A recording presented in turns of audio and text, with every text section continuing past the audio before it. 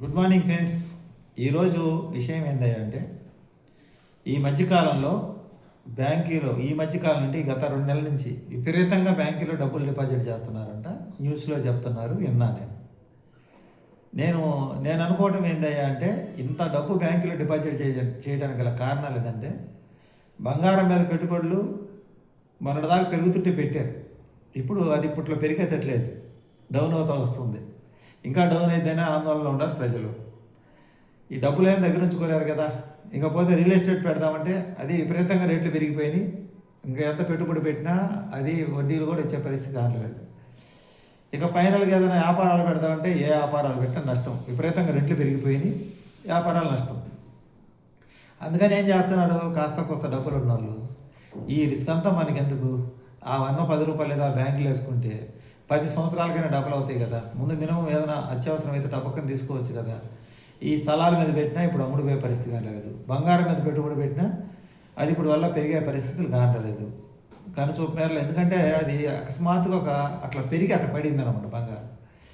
ఇప్పుడు ఇంకా ఈ పెట్టుబడిదారులందరూ ఏం చేస్తారు, డబ్బు దగ్గర పెట్టుకుని ఉంచుకోలేరు కదా. పెట్టేది మొన్నటిదాకా భూముల మీద పెడతా వచ్చారు, ఆ తర్వాత బంగారం మీద పెడతా వచ్చారు, ఇంకా షేర్ మార్కెట్లో పెడతా వచ్చారు. ఇప్పుడు వీటన్నిటితో పోల్చుకుంటే వద్ద నుండేవాడు బిడ్డ జేబులో ఉండేది రొక్కమైన సామెత గుర్తుకొచ్చి ప్రజలు ఏదైనా అవసరమైతే దపక్కన బ్యాంకులు అయితే డ్రా చేసుకోవచ్చు అనే ఆలోచనకు వచ్చారు. ఇంకొక విషయం ఏంటంటే ఎవరికైనా వడ్డీ డబ్బులు ఇస్తే నిలువు ఎగనామం పెడుతున్నారు, పంగనామాలు పెట్టేస్తున్నారు. ఈ సమస్యలంతా ఎందుకు? ఇప్పుడు కాస్త కొస్త 10 లక్షలు 5 లక్షలు 20 లక్షల డబ్బులు ఉన్న వాళ్ళు ఆ డబ్బులతో స్థలం ఎట్టా రాదు, స్థలం కొన్న ఇల్లు ఎట్టా కట్టుకోలేరు. పోనీ బంగారం మీద పెట్టుబడి పెడదామంటే అది డౌన్ అయిపోతుంది. ఎవరికైనా వడ్డీకి ఇస్తే వాళ్ళు ఎగనామం పెడుతున్నారు. సరే ఆ డబ్బులతో ఏదైనా వ్యాపారం పెడితే రూములు ఇంటికి డబ్బులు సరిపోతున్నాయి. ఆ రూములు సెంటర్లో రూమ్ తీసుకుని వాళ్ళకి అడ్వాన్సులు ఇచ్చి ఒక టీ కొట్టు నుంచి సెంటర్లో టీ కొట్టు పెట్టాలన్నా 10 లక్షల పైన అవుతుంది. ఏదైనా ఏ షాప్ పెట్టాలన్నా 10 లక్షల పై మాటే, 10, 20, 30, 40 అట్లా అవుతుంది. ఈ 10 లక్షలు 20 లక్షలు 5 లక్షలు ఇల్లున్న వాళ్ళు ఏం చేస్తున్నారంటే వీటితో మనం ఏ స్థలం కొనలేము, ఇల్లు కట్టలేము. సరే ఎక్కడో చోట రెంట్కుంటే వాళ్ళు రెంట్కుంటూ ఆ డబ్బులు మన అవసరాల కోసం అని చెప్పి బ్యాంకులో వడ్డీకి వేసుకుంటారు. బ్యాంకులో వేసుకున్నా కానీ ఒక 20 లక్షల రూపాయలు డిపాజిట్ చేసుకోగలిగితే నెలకు 11,000 వడ్డీ వస్తుంది మినిమం. అంటే ఇంటి రెంటు, కరెంటు బిల్లులు, ఈ మెడికల్ ఖర్చులు చాలా వరకు జరుగుతాయి అన్నమాట. ఇక ఏదో ఒకటి చిన్న చితకా ఏదో ఉద్యోగస్తులు అయితే రిటైర్మెంట్ మీద వచ్చే పెన్షను ఏదో ఒకటి ఉంటాయి కదా, వాటికి తోడు ఈ డబ్బులు కొంచెం ఆసరాగా ఉంటాయి. ఇలా ఆలోచన చేస్తున్నారు. పనులు చేసుకొని చిన్న చిన్న వ్యాపారాలు చేసేవాళ్ళు కూడా ఇంక ఈ డబ్బులు బ్లాక్ చేసుకోవడం ఎందుకని తొందరగా మేలుకొని కోలుకున్న వాళ్ళు ఆ స్థలాలు మళ్ళీ తిరిగి పెట్టుబడి పెట్టకుండా ఆ డబ్బుల్ని బ్యాంకులో డిపాజిట్ రూపే చేసుకుంటారు. ఎందుకంటే ఈ పరిస్థితిని బట్టి చూస్తే స్థలాల వ్యాపారం అనేది నాకు తెలిసి ఇంక ఇప్పట్లో జరిగేటట్లు లేదు. ఎందుకంటే బాగా రేట్లు పెరిగిపోయినాయి అండి. ఊరికి అట్లా చిన్న మున్సిపాలిటీ విలేజ్ల్లో కూడా విపరీతంగా రేట్లు పెంచేశారు. అందరికి అదే వ్యాపారం అయిపోయింది. రోడ్డే ఒక డొంక అయినా, ఒక సింగిల్ రోడ్ అయినా, ఒక డబల్ రోడ్ అయినా అది ఎంత దూరం ఉంటే అంత దూరం దాన్ని కొనాక వెంచర్లు వేసుకుంటూ పోతున్నారు. విభజించి పరిపాలించినట్టుగా ముక్కలు చేసి స్థలాల కింద అమ్ముతున్నారు. అదంతా పెట్టుబడి కింద కొనుక్కుంటున్నారు. వాస్తవానికి ఇల్లు కట్టుకోవడానికి అయితే ఈ పనికిరావు. టౌన్లోనే ఊరికి చివరుంటేనే పోయేమో 1.5 కిలోమీటర్ పోయి రావాల్సి వస్తుంది. టౌన్లోకి ఇళ్ళ మధ్యలో నుంచి పోవాలంటేనే అంత బాధపడుతున్నాం మనము.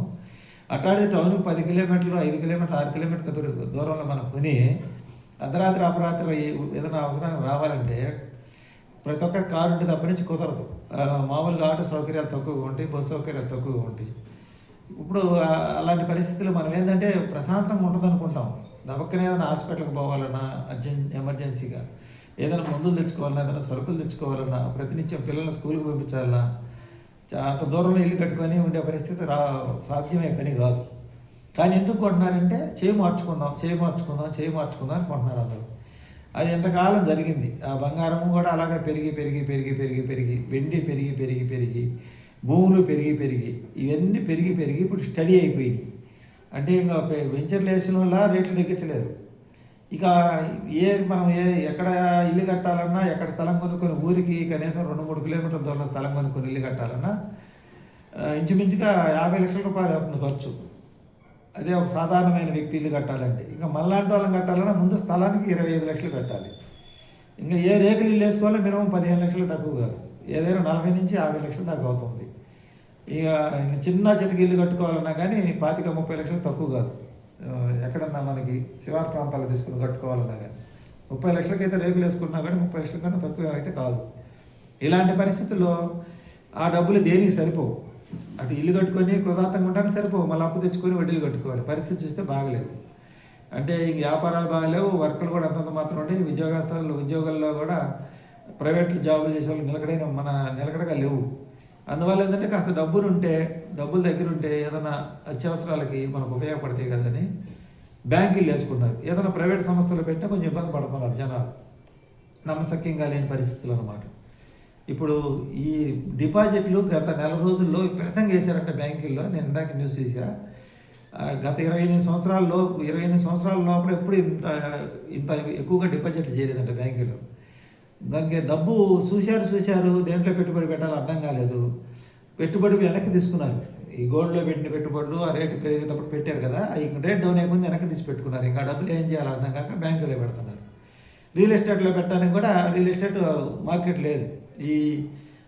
దాని మీద మనం అనుకున్నట్టుగా ఇప్పుడు బ్యాంకు వడ్డీ కూడా రావట్లేదు రియల్ ఎస్టేట్లో. ఒక ఇల్లు కట్టుకోవడానికి అనుకూలంగా అయితేనే స్థలం కొనుక్కొని ఎవరైనా కట్టుకుంటున్నారు, కానీ మామూలుగా అయితే పెట్టుబడి రూపంలో కొనుక్కునే పరిస్థితి అయితే ఇప్పుడు లేదు. స్థలం అంటే మన స్థలం మీద పెట్టుబడి పెడితే 10-15 లక్షలు కూడా మన ఇన్కమ్ డబుల్ అయితేనే దానికి 10-12 సంవత్సరాలు పడుతుంది అనమాట.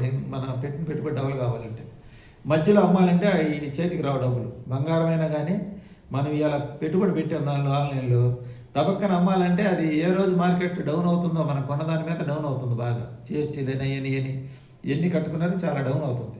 ఒకవేళ పెరిగినా నీకు ఈ గవర్నమెంట్ ట్యాక్స్ జిఎస్టీ ఆదాయం పెరుగుతుంది, కానీ నీకు అది ఆదాయం చూడాలంటే దాదాపు 10 సంవత్సరాలు 5 సంవత్సరాలు పట్టిద్ది.